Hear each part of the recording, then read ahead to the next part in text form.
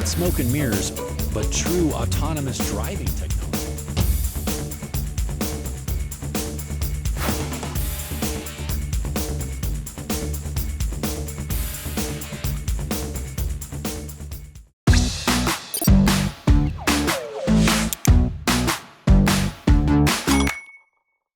안녕하세요. 데이터를 만지고 다루는 안혜민 기자입니다.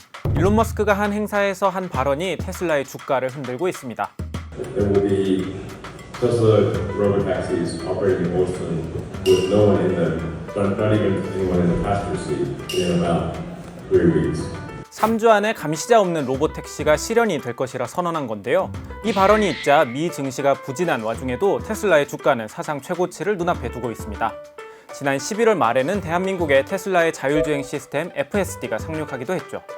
자율주행차와 로봇택시가 점점 현실화되고 있고 테슬라의 존재감도 점점 커지고 있습니다. 사실 현재 로봇택시에서 압도적 존재감을 보여주는 건 구글의 모회사 알파벳이 운영하는 웨이모입니다. 구글뿐 아니라 바이두, 아마존 등 다양한 기업들이 자율주행과 로봇택시 시장에 뛰어들고 있죠. 우리나라의 현대차도 최근 우여곡절이 있지만 마찬가지고요. 오늘 오그랩에서는 로봇택시와 자율주행차 시장에 뛰어든 다양한 기업들의 이야기를 5가지 그래프를 통해 풀어보도록 하겠습니다.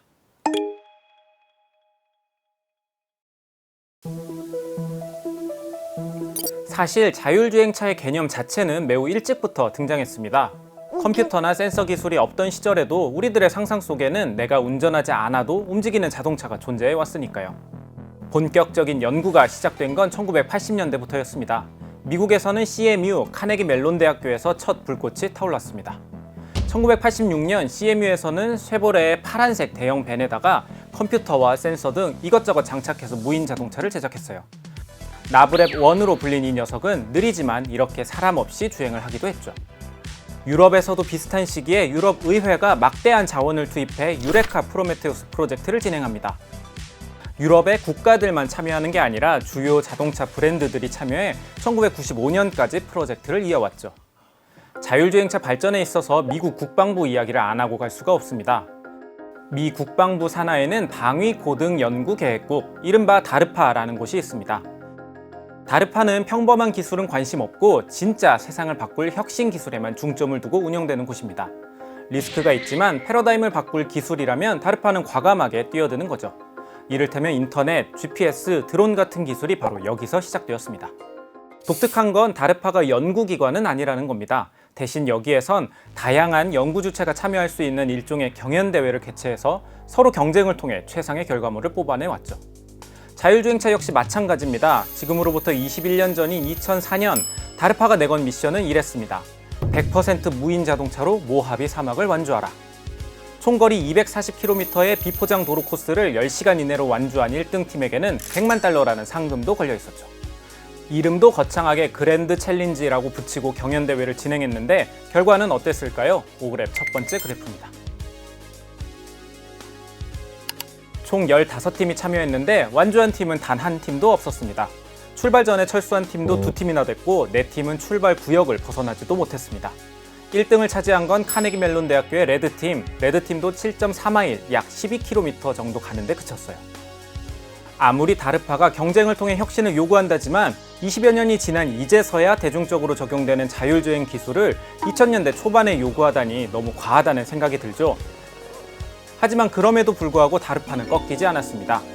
이듬해에도 동일하게 모하비 사막 코스 완주를 목표로 다시 또 그랜드 챌린지를 열었으니까요. 결과는 어땠을까요? 총 23팀이 참여했는데 무려 5팀이나 완주에 성공합니다. 우승은 스탠퍼드 대학교의 스탠리가 차지했습니다. 이 팀을 이끈 건 컴퓨터 과학자 세바스찬 스런이었죠. 세바스찬은 기존 엔지니어들이 하드웨어 제어 기술에 집중했던 것과 달리 기계학습 기반 소프트웨어에 집중했어요. 세바스찬이 이끈 팀이 우승을 차지하자 로보틱스의 대세는 기계학습으로 기울게 됩니다. 마치 이미지넷 프로젝트에서 제프리 힌턴 팀이 딥러닝으로 우승을 차지한 뒤 딥러닝이 대세가 된 것처럼 말이죠. 다르파는 여기서 멈추지 않았습니다. 2007년에 세 번째 경연대회를 열었는데 이번엔 사막이 아닌 도심에서 경주를 진행했습니다. 지난 1, 2차 대회에서는 거친 자연환경 속에서 무인 자동차가 달렸다면 이번엔 도심 속에서 교통법규를 준수하고 다른 차량들이나 장애물과 상호작용하며 자율주행을 할 수 있는지 살펴본 겁니다. 여기서는 전통의 강호 CMU의 타르탄 레이싱팀이 우승을 차지했습니다. 이 팀은 CMU 로봇공학연구소의 핵심 엔지니어였던 크리스 엄슨이 이끌었죠. 다르파가 주최한 이 위대한 챌린지는 자율주행차 기술 혁신의 기폭제 역할을 톡톡히 해냈습니다. 그리고 이 대회를 유심히 살펴보고 자율주행 기술의 잠재력을 일찍부터 눈여겨온 한 기업이 있었습니다. 바로 구글이죠.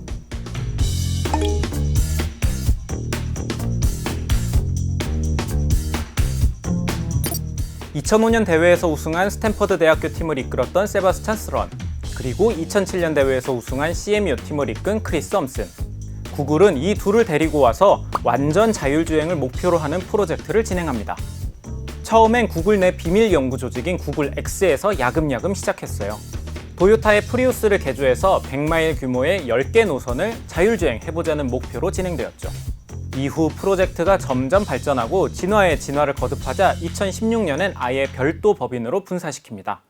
A New Way Forward in Mobility라는 미션을 가진 웨이모가 이렇게 시작됩니다. 구글은 자율주행을 단순한 자동차 기술로 보지 않고 컴퓨터 과학과 AI 문제로 접근했습니다. 또한 단순히 연구에 그치지 않고 상업화까지 이어나가면서 구글의 미래 먹거리로 키워나가고 있죠.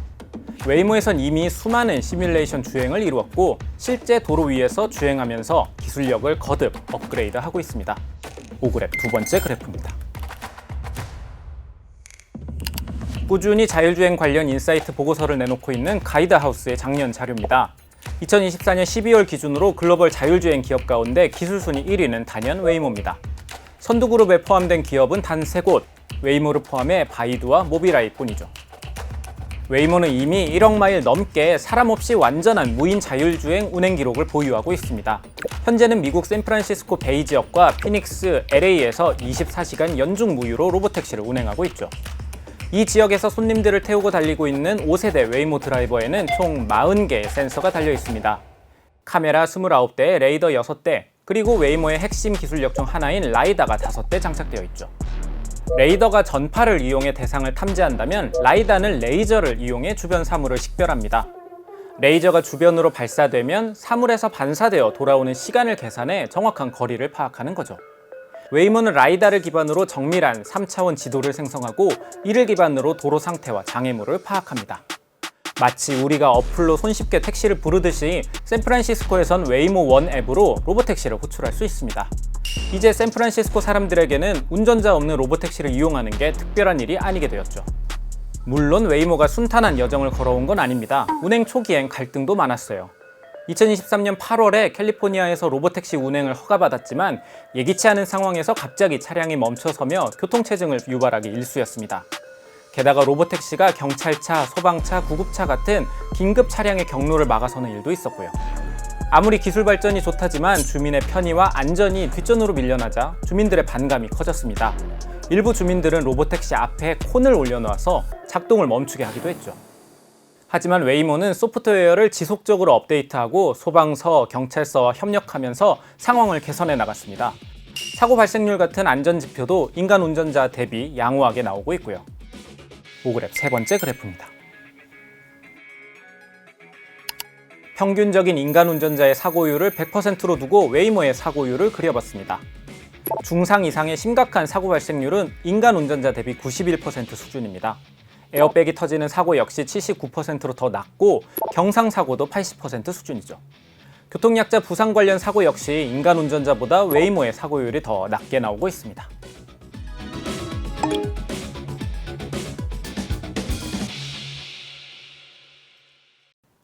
웨이모가 기술력을 바탕으로 로보택시 시장에서 뛰어난 존재감을 보여주고 있지만 일론 머스크는 웨이모의 기술력을 꾸준히 평가절하하고 있습니다. 최근엔 웨이모가 테슬라를 이길 가능성은 전무하다, 훗날 돌이켜보면 명백해질 거다라는 글을 올리기도 했죠. 사실 이런 도발적인 글이 올라온 건 구글이 먼저 잽을 날렸기 때문입니다. 구글 내에서도 전설적인 프로그래머로 통하는 제프 딘이 테슬라가 아직 웨이모만큼 자율주행 데이터를 쌓지 못하고 있다, 이렇게 지적했거든요. 참고로 제프 딘은 구글 엔지니어 인사 시스템의 최대치가 레벨 10일 때 레벨 11으로 승진한 전설인데 이런 사람이 나서서 테슬라의 기술력이 부족하다고 비판하니 발끈한 거죠. 데이터를 살펴보면 실제로 테슬라와 웨이모는 큰 격차가 있습니다. 웨이모가 미국 주요 도시에서 완전한 무인 택시를 운영 중이지만 테슬라는 아직까지 상업용 무인 택시를 단 한 대도 배치하지 못한 상황이거든요. 우리나라에 들어온 FSD가 놀라운 서비스긴 하지만 자율주행 레벨로 비교하자면 이 역시 웨이모와 격차가 있습니다. 오그랩 네 번째 그래프입니다. 국제자동차기술자협회에서는 자율주행 단계를 총 6단계로 구분합니다. 레벨 0부터 레벨 5까지 이렇게요. 0에서 2단계의 자율주행은 운전자의 보조 기능을 할 수 있는 수준의 시스템입니다. 3단계부터는 이제 시스템 스스로가 주행을 제어할 수 있고요. 자율주행을 하지만 인간의 감독이 필요한 테슬라의 FSD는 레벨 2로 볼 수 있습니다. 반면 웨이모의 로보택시는 특정 지역에서 인간의 감시 없이 알아서 운전하는 레벨 4에 해당하죠. 일론 머스크는 이런 격차가 존재하지만 충분히 따라잡을 수 있다는 입장입니다. 지난 15일 xAI의 해커톤 행사에서 3주 안에 인간 감시 없이 운행되는 로보택시를 선보이겠다고 선언하기도 했죠. 이미 텍사스주 오스틴에서는 시범주행을 시작한 것으로 알려졌고요. 일론 머스크가 이러한 모습을 보이는 가장 큰 이유는 웨이모의 핵심 기술 중 하나인 라이다를 불신하기 때문입니다. 머스크는 라이다에 의존하는 사람들은 망할 거라고 꾸준히 얘기할 정도죠. LiDAR is a fool's errand, and anyone relying on LiDAR is doomed. Expensive sensors that are unnecessary. It's like having a whole bunch of expensive appendices. Like one appendix is bad, well, now they want to put a whole bunch of them. That's ridiculous. You'll see. 테슬라는 웨이모와 다르게 라이다 대신 카메라로 사물을 감지합니다. 사람이 시각 정보로 판단해서 운전하는 것처럼 라이다 없이도 AI가 똑똑해지면 카메라만으로 충분하다는 겁니다. 다만 이 때문에 규제 당국이 요구하는 안전성을 입증하는 데 시간이 걸리고 있어요. 가령 라이다는 악천후같이 앞이 안 보이는 상황에서도 레이저로 잘 감시할 수 있거든요. 물론 그렇다고 해서 이 라이다가 만능은 아닙니다. 일단 라이다는 비싸다는 약점이 있어요. 게다가 안개같이 빛이 산란될 수 있는 기상 환경에서는 힙을 못 쓰기도 하죠. 그래서 웨이모를 비롯한 다른 기업들은 라이다를 핵심으로 두고 레이더와 카메라를 융합해서 시스템을 만들고 있습니다.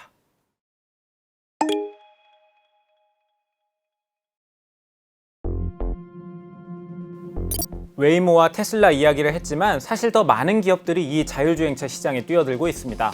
사실 테슬라는 기술 순위로만 보자면 앞서 살펴본 보고서 기준으로는 22로 간당간당하게 순위권에 든 후발주자에 가깝습니다. 그 앞에는 중국에는 바이두, 미국에는 오로라와 죽스, 크루즈 같은 기업들이 떡하니 버티고 있죠. 미국에 웨이모가 있다면 중국엔 바이두가 시장을 선도하는 대표 기업입니다. 샌프란시스코에서 웨이모를 손쉽게 부를 수 있는 것처럼 베이징에서는 바이두의 아폴로를 쉽게 찾을 수 있습니다. 2013년 자율주행차에 첫 발을 들인 바이두는 중국 정부의 전폭적인 지원에 힘입어 급성장하고 있습니다.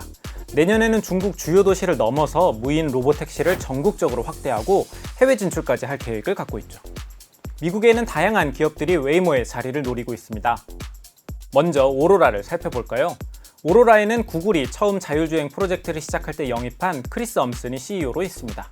크리스 엄슨뿐 아니라 테슬라의 오토파일럿 총괄 책임자와 우버의 자율주행 총괄 책임자까지 모인 드림팀으로 많은 소비자들의 관심을 받았죠. 죽스는 아마존이 2020년에 인수한 자율주행 전문 회사로 최근 주목도가 크게 올랐어요. 기존 자율주행 차량은 기존 차량을 개조해서 자율주행 시스템을 장착해 운영되고 있습니다. 그래서 차량에는 운전대와 페달이 있죠. 하지만 죽스의 차량에는 운전대와 페달이 없습니다. 오직 사람이 탑승할 좌석만 존재하죠. 자율주행만을 위해 만들어진 차량으로 운영하는 죽스는 최근 라스베이거스에서 일반인 대상으로 무료 로보택시 서비스를 시작하면서 영향력을 넓혀가고 있습니다. 과거 웨이모와 시장을 양분했던 GM의 크루즈도 절치부심하고 있습니다. 크루즈는 2023년 로보택시의 인명사고 이후 무인택시 운행 허가가 취소되었는데요. 지금은 로보택시 사업에서 철수하고 자율주행 기술 중 하나인 운전자 보조 시스템에 집중하고 있습니다. 이렇게 많은 기업들이 뛰어들면서 자율주행차 시장은 상당한 성장세가 예측되고 있습니다. 오그랩 마지막 그래프를 통해 자율주행차 시장의 전망치를 살펴보도록 하겠습니다. 작년 기준으로 자율주행차 시장 규모는 약 2,073억 달러 수준이었습니다. 우리나라 돈으로 306조 원 규모로 이미 적지 않죠. 이 시장이 10년 뒤에는 약 4조 4,503억 달러, 우리나라 돈으로 6,584조 원에 달할 것으로 예측되고 있습니다. 2025년부터 2034년까지 연평균 36.3% 증가하는 추세죠. 우리나라도 현대차를 비롯한 다양한 기업들이 자율주행 시대를 대비하고 있습니다. 최근에 현대차 그룹에서 자율주행을 이끌던 42닷의 송창현 대표가 사임하면서 자율주행 시장의 주도권에서 현대차가 밀리는 것 아니냐는 우려가 나오기도 했지만요. 그래도 42닷에서는 바로 자체 자율주행 영상을 공개하며 여전히 경쟁력이 있다고 이야기하고 있습니다. 현대차뿐만이 아닙니다. 앞서 살펴본 기술 순위 11위에 있는 오토노머스 A2G, 바로 대한민국 기업입니다. 이 성과는 한국이 단순한 추격자가 아닌 자율주행 시장의 주요 플레이어가 될 수 있음을 보여주죠. 성장 잠재력이 거대한 이 시장에서 한국 기업들의 도전이 어떤 결실을 맺을지도 주요 관전 포인트가 될 수 있습니다.